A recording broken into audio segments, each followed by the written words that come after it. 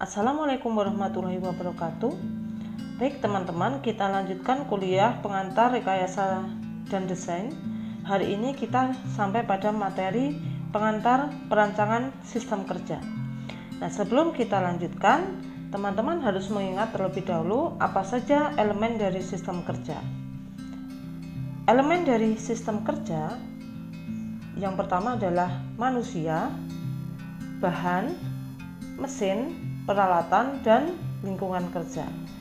Nah, elemen-elemen ini harus kita rancang supaya dapat menghasilkan suatu sistem kerja yang baik. Bagaimana sistem kerja yang terbaik itu? Sistem kerja yang terbaik adalah sistem kerja yang memiliki efisiensi dan produktivitas yang setinggi-tingginya. Dan nanti Bu Erni akan jelaskan lebih lengkap apa yang dimaksud dengan efisiensi dan apa yang dimaksud dengan produktif. Jadi, jika diringkas, dalam perancangan sistem kerja ada pengaturan manusia, bahan, mesin, peralatan, lingkungan kerja, sehingga dicapai efisiensi dan produktivitas yang tinggi dari perusahaan. Nah, jadi elemen-elemen tadi diatur supaya mencapai efisiensi dan produktivitas yang tinggi dari perusahaan. Nah, disebut dengan efisien dan produktif itu diukur dari yang pertama adalah waktu. Nah, ini tenaga yang dikeluarkan, dampak psikologis juga dampak sosiologisnya.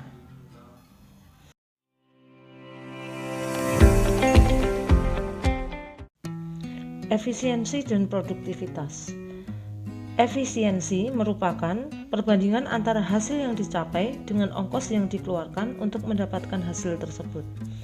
Jadi yang disebut dengan efisiensi ini bisa juga diartikan sebagai penghematan atau tidak boros. Jadi hasil yang dicapai diharapkan sebesar-besarnya, kemudian ongkos yang dikeluarkan adalah sekecil-kecilnya. Adapun yang dimaksud dengan produktivitas adalah perbandingan antara hasil yang dicapai atau keluaran dengan keseluruhan sumber daya atau masukan yang dipergunakan per satuan waktu. Contoh kasus di mana produktivitas meningkat, misalnya dalam satu hari 8 jam kerja dihasilkan 1000 unit produk. Nah, karena terjadi peningkatan produktivitas, maka bisa jadi dalam waktu satu hari dihasilkan sebanyak 2000 unit produk. Nah, berarti di situ terjadi peningkatan produktivitas yang tadinya 1000 menjadi 2000 unit per hari. Nah, baik, selanjutnya Bu Erni akan menjelaskan mengenai input, proses, dan output dari suatu industri. Dari suatu industri yang disebut dengan input yaitu bahan baku, tenaga kerja, mesin dan fasilitas produksi, informasi, energi, dan waktu. Adapun prosesnya meliputi kegiatan produktif dan kegiatan non-produktif. Untuk kegiatan produktif berarti ada kegiatan yang menimbulkan penambahan nilai dari produk yang sedang diproses atau ada proses added value di situ. Sedangkan kegiatan non-produktif adalah kegiatan yang tidak menimbulkan tambahan nilai dari produk. Misalnya adalah aktivitas delay atau idle. Idle atau delay merupakan aktivitas di mana material menunggu untuk diproses. Nah, ini bisa disebabkan karena adanya antrian material, kemudian ada mesin rusak. Nah, kemudian ada misalnya kecelakaan operator sehingga tidak bisa memproses produk. Kegiatan non-produktif yang lain contohnya adalah setup, misalnya ini pemanasan mesin, kemudian kegiatan loading, menaikkan barang, menurunkan barang atau unloading, atau kegiatan material handling. Adapun output dari suatu industri yaitu produk atau jasa, bisa limbah, kemudian informasi. Ada 4 kriteria yang dipandang sebagai pengukur tentang kebaikan sistem kerja. Yang pertama adalah waktu, tenaga, dampak psikologis, dan dampak sosiologis. Pengetahuan yang diperlukan untuk melakukan pengaturan terhadap pekerja, bahan, peralatan, serta lingkungan dipelajari pada mata kuliah ergonomi, studi gerakan, dan ekonomi gerakan. Nah, mata kuliah ini nanti akan kalian pelajari di semester 3. Bu Erni akan menjelaskan masing-masing dari tolok ukur sistem kerja yang baik. Yang pertama adalah waktu. Semakin singkat waktu yang diperlukan untuk menyelesaikan produk, maka sistem kerja itu semakin baik. Kemudian yang kedua adalah tenaga atau konsumsi energi. Semakin besar konsumsi energi yang diperlukan untuk bekerja, maka sistem kerja itu semakin buruk. Jadi kalau waktunya sudah cepat tetapi ternyata tenaga atau konsumsi energi yang dikeluarkan itu besar, maka ini belum disebut sebagai sistem kerja yang baik. Untuk mengukur konsumsi energi biasanya diukur melalui indikator denyut jantung. Nah, jika denyut jantungnya berdetak lebih cepat, maka itu artinya pekerja mengeluarkan konsumsi energi yang banyak untuk melakukan pekerjaannya. Nah, denyut jantung itu tugasnya adalah memompa darah, di mana darah membawa sari-sari makanan yang diperlukan oleh sel-sel tubuh kita. Jadi kalau denyut jantung berdetak lebih cepat, maka konsumsi energi yang dibutuhkan oleh pekerja itu semakin banyak. Sistem metabolisme bisa dilihat dari diagram ini. Untuk menghasilkan energi, kita perlu glukosa yang berasal dari makanan, kemudian oksigen sebagai zat pembakaran. Oksigen ini diperoleh dari sistem pernafasan. Ketika glukosa dan oksigen bereaksi, akan dihasilkan karbon dioksida dan air atau H2O yang dikeluarkan. Nah, kemudian akan dihasilkan ATP atau adenosin trifosfat. Ini merupakan energi yang dibutuhkan oleh sel-sel tubuh kita. Nah, energi itu akan diedarkan bersama darah, sehingga jika pekerja membutuhkan energi yang besar, maka darah akan diedarkan dengan cepat. Untuk mengedarkan darah dengan cepat, maka denyut jantung akan berdenyut lebih cepat. Yang ketiga adalah dampak sosiologis. Dampak sosiologis merupakan dampak bagi lingkungan sosial dan keadaan sosial. Contohnya adalah limbah. Limbah yang dibuang dari suatu perusahaan bisa menimbulkan gangguan di masyarakat sekitar. Maka perusahaan itu dikatakan belum memiliki sistem kerja yang baik. Karena apa? Karena berdampak pada lingkungan sekitar, berdampak negatif. Contoh yang lain adalah ini ada demonstrasi pekerja. Karena apa? Karena upah yang diberikan ternyata tidak memenuhi UMR misalnya, sehingga pekerja itu melakukan demonstrasi. Nah, ini juga merupakan dampak sosiologis. Jadi sistem kerja yang baik tidak hanya dilihat dari waktu, tenaga, tetapi juga dampak sosiologis. Yang keempat adalah dampak psikologis. Dampak psikologis merupakan dampak terhadap kejiwaan seseorang.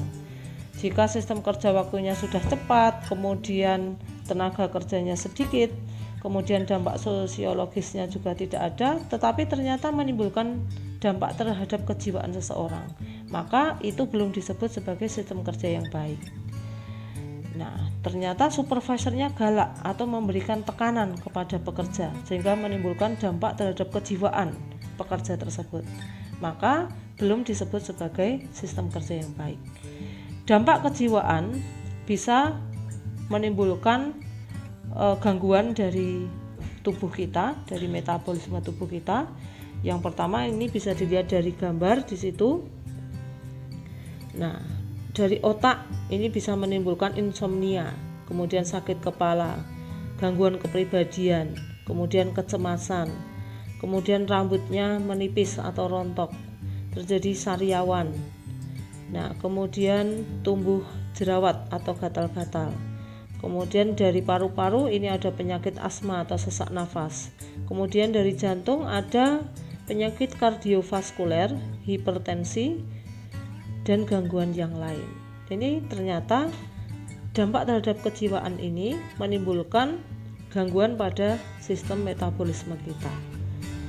Nah, Ilmu yang mempelajari prinsip-prinsip dan teknik-teknik untuk mendapatkan suatu rancangan sistem kerja yang terbaik itu adalah perancangan kerja. Bagaimana langkah memperoleh rancangan kerja terbaik? Yang pertama adalah pendefinisian masalah. Jadi, masalah harus didefinisikan dengan jelas. Apa yang menimbulkan sistem kerja itu menjadi buruk? Apa yang menimbulkan waktu prosesnya lama? Apa yang menimbulkan konsumsi energinya menjadi besar? Apa yang menimbulkan dampak sosiologis, dampak psikologis? Nah, itu harus kita definisikan masalahnya dengan jelas. Nah, kemudian setelah itu dianalisa masalahnya. Apa penyebab-penyebab terjadinya masalah tersebut? Yang ketiga, dicari alternatif solusi. Yang keempat, mengevaluasi alternatif solusi itu. Dan yang terakhir adalah pengambilan keputusan. Nah, baik, ini ada gambar suatu industri tahu. Kalian bisa melihat dari gambar ini kira-kira apa masalah yang terjadi pada sistem kerja tersebut. Yang pertama, ini adalah kurang higienis. Karena apa? Karena tempatnya kotor, kemudian pekerjanya langsung bersentuhan dengan benda kerja yang merupakan makanan tanpa menggunakan alat, misalnya sarung tangan seperti itu. Kemudian keselamatan kerjanya juga minim sekali karena tidak menggunakan alat pelindung diri. Nah, dan tempat kerjanya juga kotor. Kemudian di sini banyak sekali proses yang dikerjakan dengan cara manual. Misalnya pada proses pengepresan tahu, di mana pekerja untuk mengepres tahu ini harus mengangkat batu yang digunakan untuk mengepres. Jika pekerjaan ini dilakukan terus-menerus, maka akan ditimbulkan resiko terjadinya kecelakaan atau cedera pada tulang belakang atau musculoskeletal disorder. Nah, oleh karena itu kalian juga harus tahu prinsip pengangkatan yang benar. Nah, bisa dilihat dari gambar berikut. Ini gambar A, ini merupakan prinsip pengangkatan barang yang salah. Karena apa? Karena pengangkatan benda A ini bertumpu pada tulang belakang, sehingga ini bisa menimbulkan cedera. Nah, sebaiknya kalau mengangkat benda kerja itu diletakkan hampir sejajar dengan tulang pinggul kita, sehingga pengangkatan beban itu tidak bertumpu pada tulang belakang. Nah, ini yang B, pengangkatan yang B ini adalah pengangkatan yang benar. Mungkin itu teman-teman penjelasan yang bisa saya berikan, mudah-mudahan bermanfaat. Terima kasih. Wassalamualaikum warahmatullahi wabarakatuh.